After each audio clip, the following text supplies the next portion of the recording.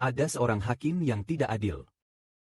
Berbicara tentang hakim yang tidak adil ini, dia menerima sebuah kasus. Kasus ini adalah seorang janda miskin datang kepadanya, meminta hakim itu untuk membela haknya.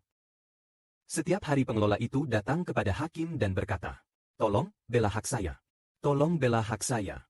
Bela hak saya." Namun hakim itu walaupun tidak adil dan tidak takut akan Tuhan, karena janda miskin itu datang setiap hari mengganggunya, dia berkata, "Tolong bela hak saya. Tolong bela hak saya."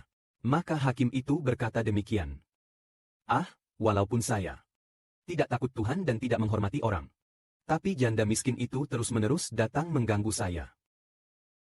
Saya akan membela haknya saja, agar dia tidak terus mengganggu saya."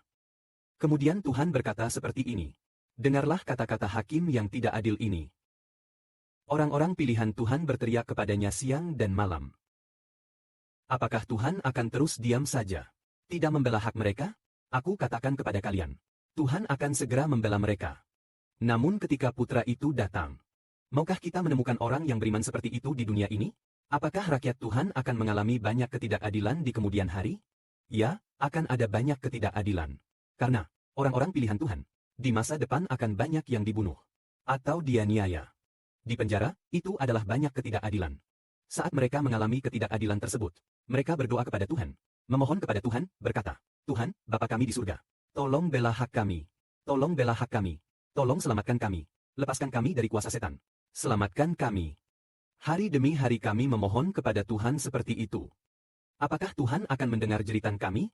Dia pasti mendengar jeritan kami. Seperti orang Israel saat menjadi budak di Mesir. Mereka menderita cambukan Firaun, bekerja keras siang dan malam. Mereka juga dipaksa Firaun membangun kota penyimpanan, hidup sebagai budak. Maka mereka siang dan malam memohon kepada Tuhan Abraham, yaitu Bapa kita di surga. Lalu Bapa mengingat perjanjian dengan Abraham dan mendengar jeritan orang Israel. Dia dengar jeritan mereka. Kemudian dia memutuskan mengutus Musa untuk menyelamatkan Israel dari Mesir. Demikian juga, anak-anak Tuhan akan mengalami banyak penderitaan di masa depan. Saat mereka siang dan malam memohon kepada Tuhan, Tuhan akan mengutus putra tunggalnya ketika kita diangkat ke surga, ketika kita dibawa ke surga, agar kita lepas dari serangan dunia setan, agar kita terbebas dari perbudakan dunia setan. Maka perumpamaan hakim yang tidak adil itu berkata, janda miskin itu siang dan malam terus-menerus berkata kepada hakim, "Tolong bela hak saya. Tolong bela hak saya." Hakim yang tidak adil itu bahkan membela hak janda itu.